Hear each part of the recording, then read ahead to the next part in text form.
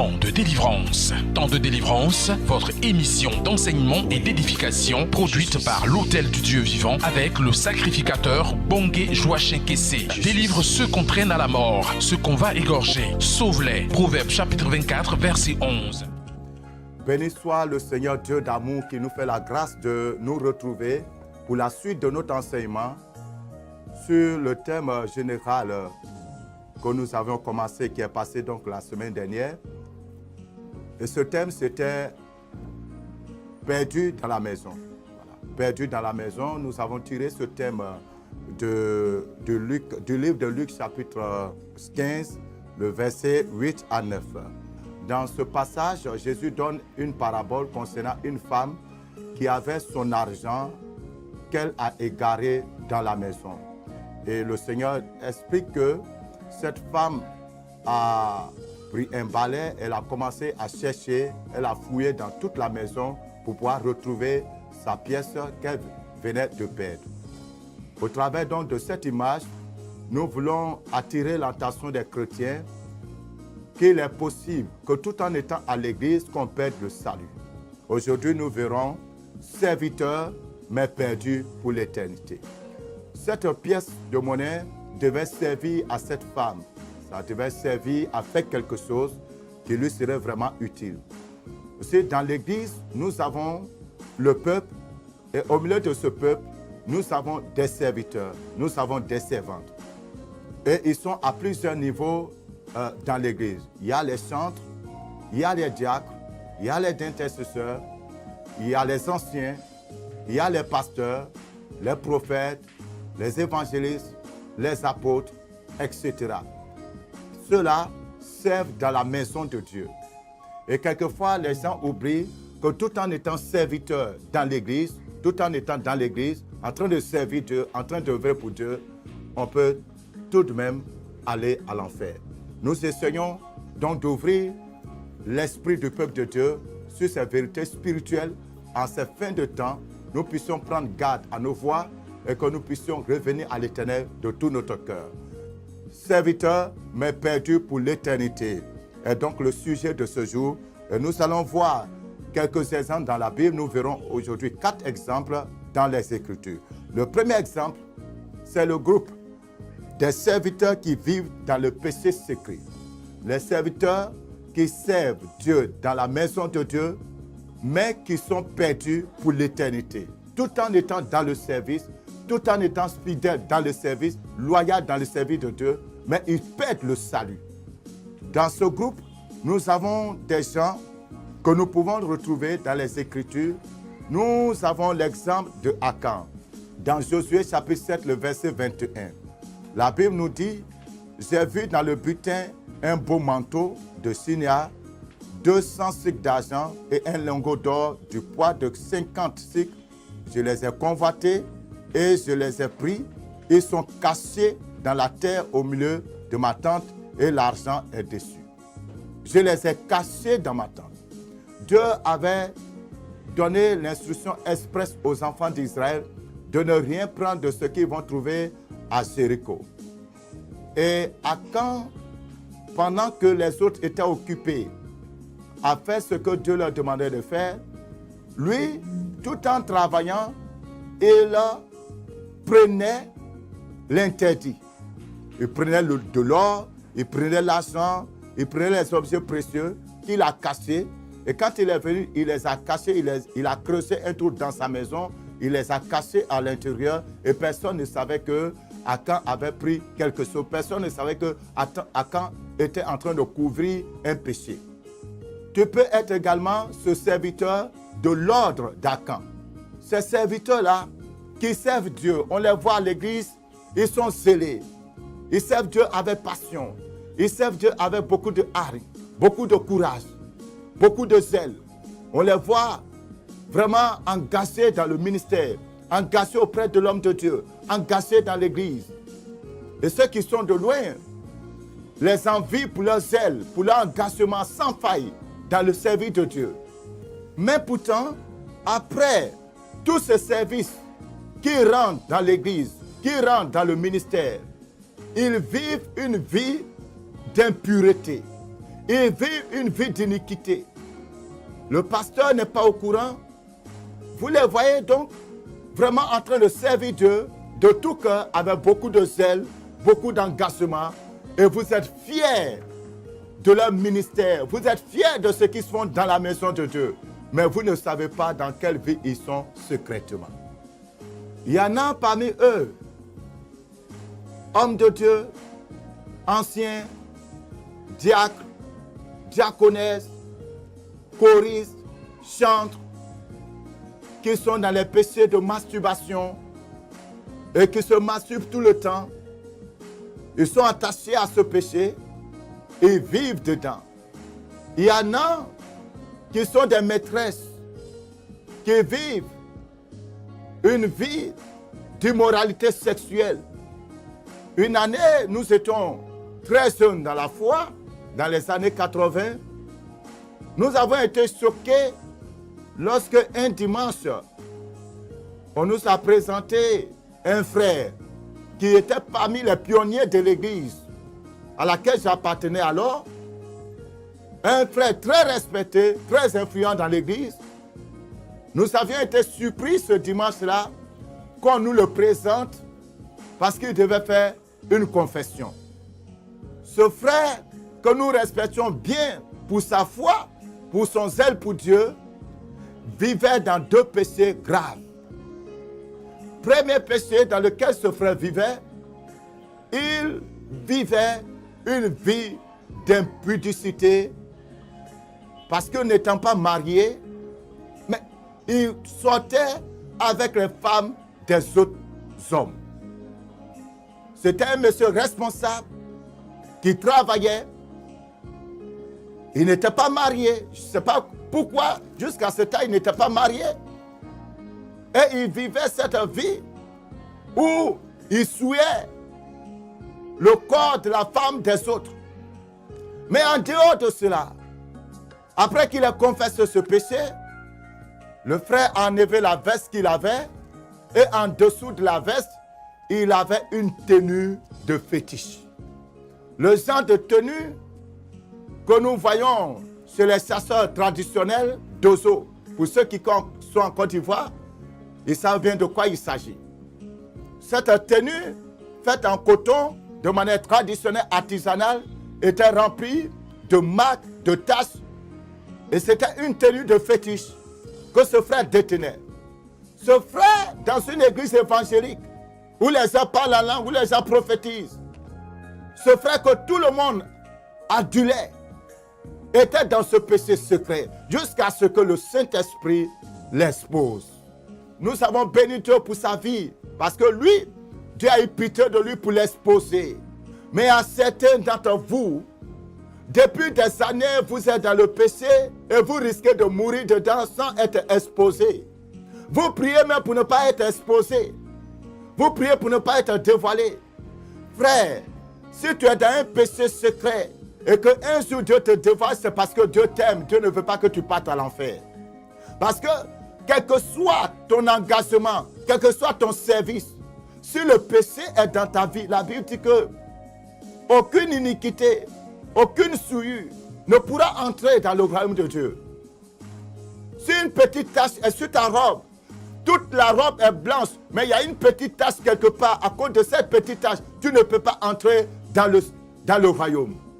Bien-aimés, c'est le moment où vous devez rentrer en vous-même. Tu vis une vie de péché. Tu couvres très bien ce péché.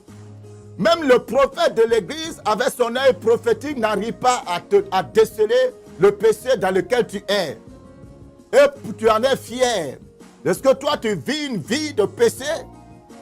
Et l'homme de Dieu n'est jamais arrivé à savoir que tu es dans ce péché. Mais tu vas à l'enfer. Bien-aimé, toi qui m'écoutes, si tu es dans cette situation, dans l'église, tout le monde te connaît. La sœur qui exhorte les autres. Quand les gens sont dans une situation, on vient vers toi. Le frère qu'on prend pour exemple. Tu es un modèle dans ton église. Mais ta conscience n'est pas propre. Parce que tu sais que dans ta chambre, tu as des bouteilles d'alcool. Et étant enfermé dans ta chambre, personne ne te connaît. Personne ne te voit. Tu t'enivres de vin, tu t'enivres d'alcool. Tu as dans ta chambre du chanvre indien, tu te drogues dans ta chambre. Tu as dans ta chambre des instruments pour te masturber. Tu as dans ta chambre, en bas de ton lit, dans ton armoire, des statues, des idoles. Tu as dans ta chambre des objets magiques que tu entretiens. Et tout cela, personne n'est au courant de cela. Certains d'entre vous ont une chambre secrète dans leur maison. Après avoir été à l'église, ils vont se prosterner devant leurs idoles. Mais vous êtes perdus parce que Dieu vous voit. Dans cette chambre où tu te caches, Dieu te voit. Je veux te dire, ma soeur, Dieu te voit. Je te dis, mon frère, Dieu te voit.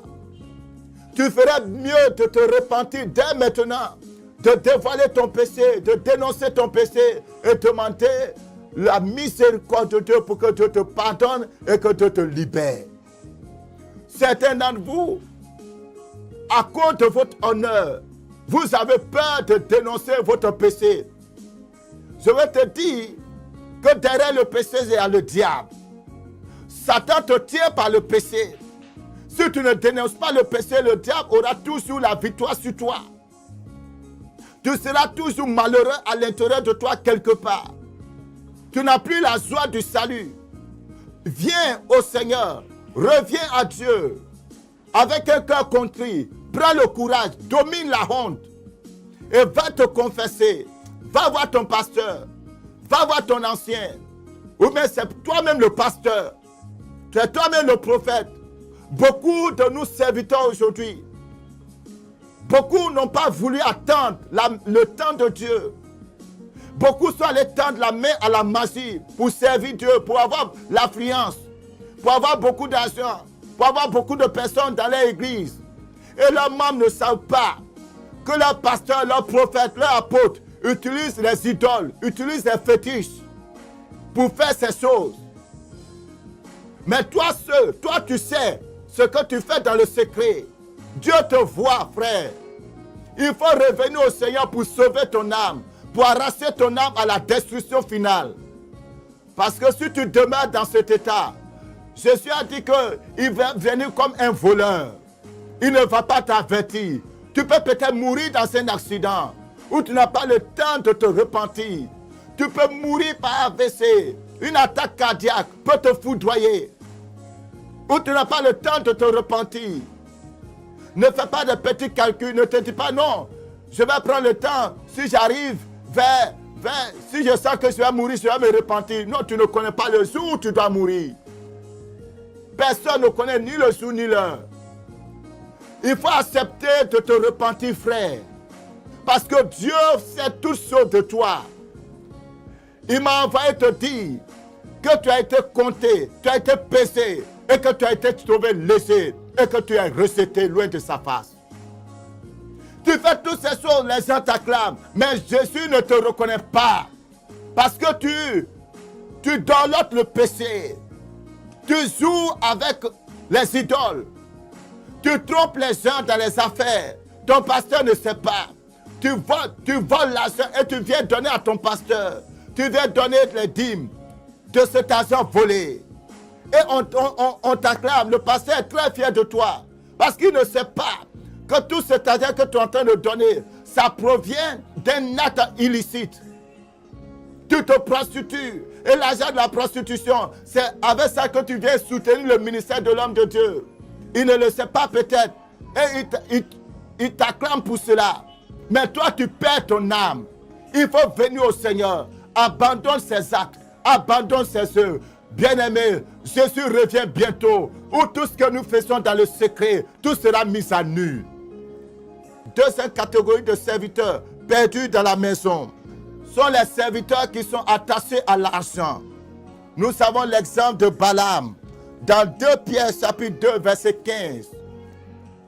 Après avoir quitté le droit chemin, ils se sont égarés en suivant la voie de Balaam, fils de Bosor, qui aima le salaire de l'iniquité. Bien-aimés, j'espère que vous me suivez. Nous avons des serviteurs de l'ordre de Balaam qui ne servent que pour l'argent. Leur cœur est très attaché à l'argent. Or, l'amour de l'argent est une idolâtrie.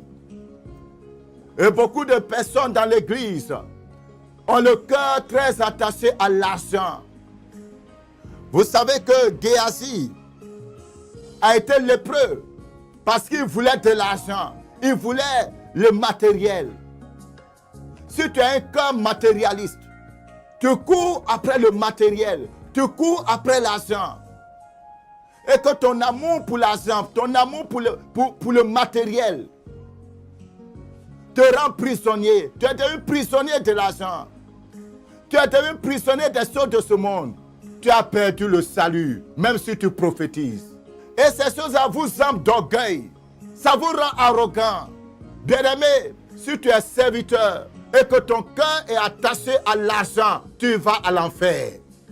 Tu ne dois pas laisser l'argent contrôler ton ministère. Il y a des pasteurs, il y a des prophètes qui ne peuvent pas prier pour les gens sans que ces personnes ne fassent offrande. Ils ne donnent pas d'opportunité à ceux qui sont pauvres de les rencontrer. Oh, Dieu nous a envoyé l'onction que Dieu a mis sur nous. C'est une onction pour restaurer ceux qui sont dans les ruines. Mais si, avant de te voir, il faut forcément de l'argent, comment est-ce que ceux qui sont dans les ruines vont être restaurés? Puisqu'ils n'en ont pas. Donnez l'opportunité aux gens qui n'ont pas aussi de moyens de vous rencontrer, hommes de Dieu. Nos frères les chantres, les instrumentistes dans l'église, le talent que Dieu vous a donné est devenu un fonds de commerce pour vous. Vous ne pouvez pas jouer, vous ne pouvez pas chanter tant qu'on ne vous va pas donner de l'argent. Mais est-ce que vous pensez à votre âme? Est-ce que vous pensez à celui qui vous a donné ses dons et ses talents? Qu'est-ce qu'il dit de vous? Est-ce que tu t'es une fois posé la question pour savoir ce que le Saint-Esprit dit de toi? Ce que le maître de la maison dit de toi? Sortez de l'amour de l'argent, bien-aimé. Que le Saint-Esprit t'aide au travers de ce message à venir réellement à une repentance sincère et que le joug du péché soit brisé sur ta vie au nom de Jésus.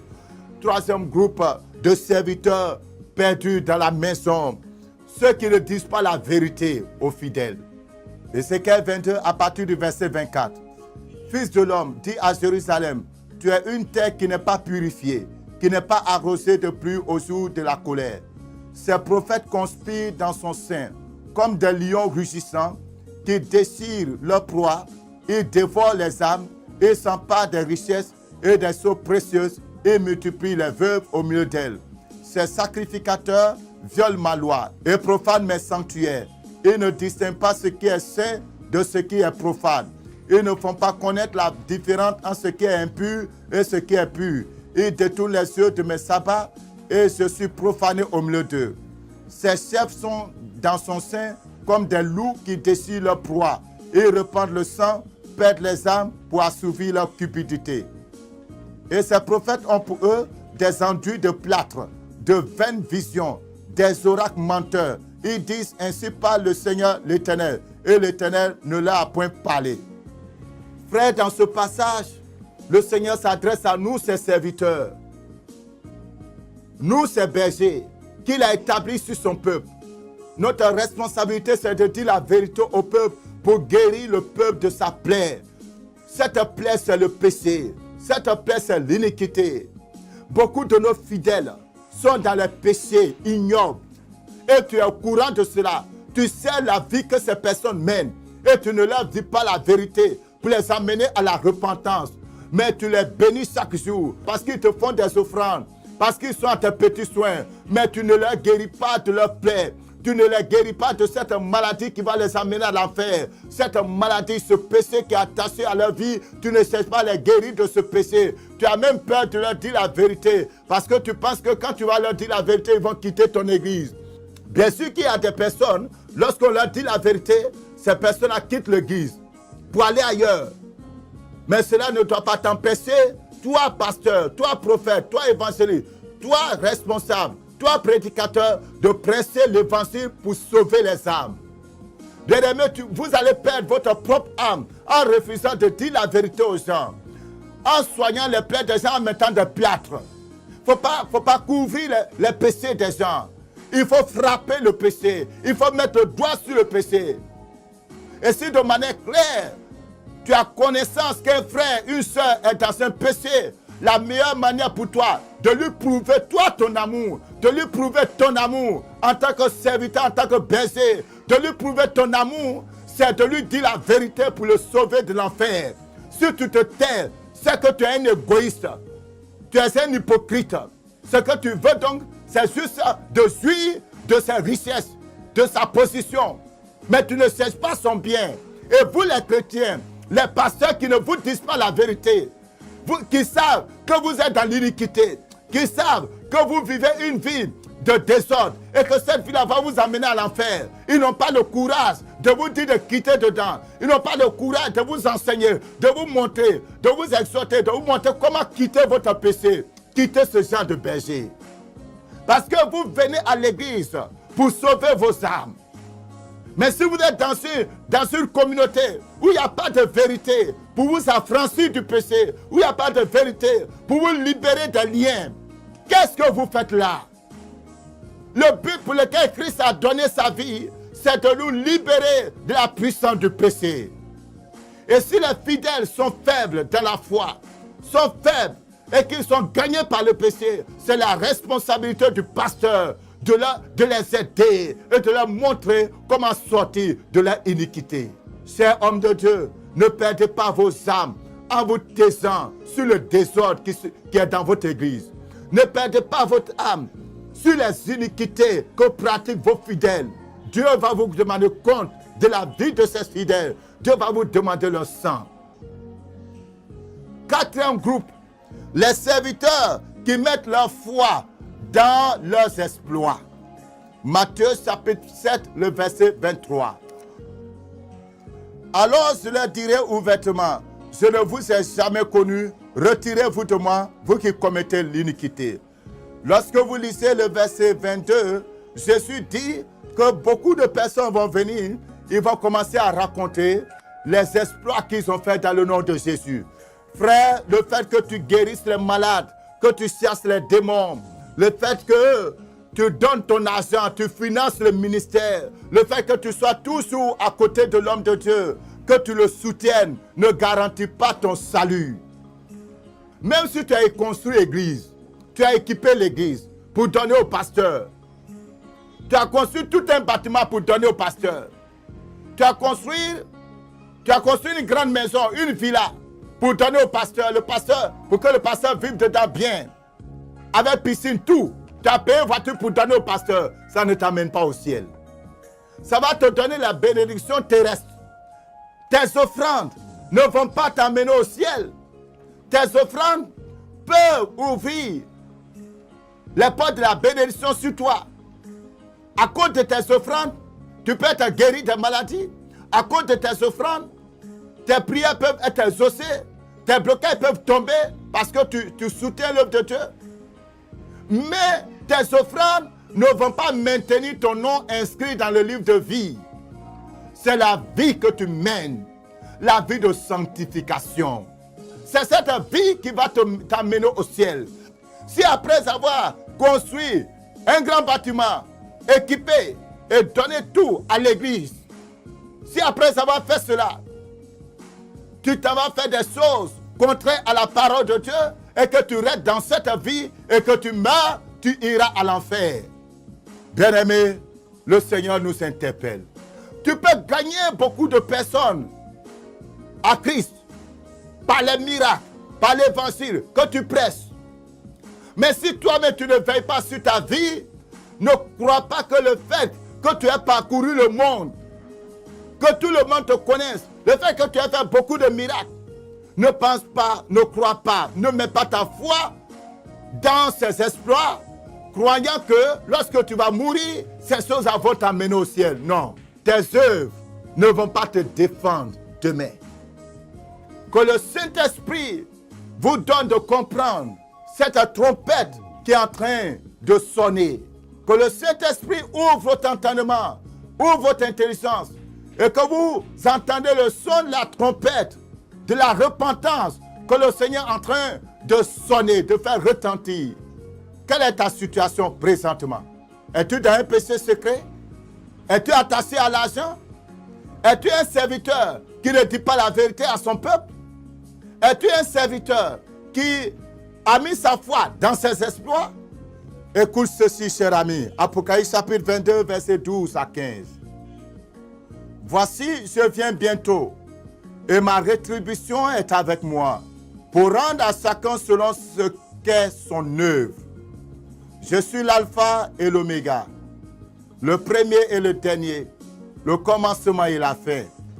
Heureux ceux qui lavent leurs robes, afin d'avoir droit à l'arbre de vie, et d'entrer par les portes dans la ville. Dehors les chiens, les enchanteurs, les impudiques, les meurtriers, les idolâtres, et quiconque aime et pratique le mensonge. Alléluia. C'est encore temps, frère. Reviens au Seigneur.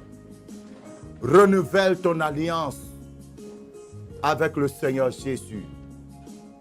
Il dit qu'il revient bientôt. Mais quand il reviendra, il dira au chien, dehors. Le chien, c'est l'animal qui vomit et après avoir vomi, retourne à ce qu'il a vomi. Le jour où tu as accepté Jésus, tu as renoncé au péché, tu as confessé tes péchés, tu as dit que tu ne vas plus les pratiquer. Tu as renoncé à ces péchés, tu les as vomis. Mais pourquoi es-tu retourné dedans? Et puis maintenant, tu es retourné dans ces choses et tu les caches. Et tu ne veux pas t'en détourner. Tu es serviteur. Tu ne dis pas la vérité aux gens. Et tu penses que tu vas aller au ciel. Jésus t'interpelle. Que la grâce de la repentance, par le ministère du Saint-Esprit, touche ton cœur. Et que tu n'utilises pas ton cœur à l'écoute de ce message. Je voulais prier pour toi quelques secondes. Dis avec moi, Seigneur Jésus, je reconnais que je me suis éloigné de toi en conservant une vie de péché. Mais je reviens à toi maintenant. Je décide de me débarrasser de l'iniquité. Lave-moi dans ton sang et restaure-moi totalement en me lavant, en me purifiant et en m'accordant ton Esprit Saint. Au nom de Jésus de Nazareth. Amen. Bien-aimés, c'est ici que prend fin cette série que nous avons fait en 2 émissions. Si, au travers de ces enseignements, ton cœur a été touché et que tu as besoin de notre aide, n'hésite pas à nous appeler. Le Seigneur t'aime. Shalom. Vous souhaitez réagir à cette émission? Voici nos contacts. 02 18 28 18 08 48 56 58. Temps de délivrance vous a été présenté par l'Hôtel du Dieu Vivant, situé à Yopougon-Toit-Rouge, face à la Poste. Paix et vie.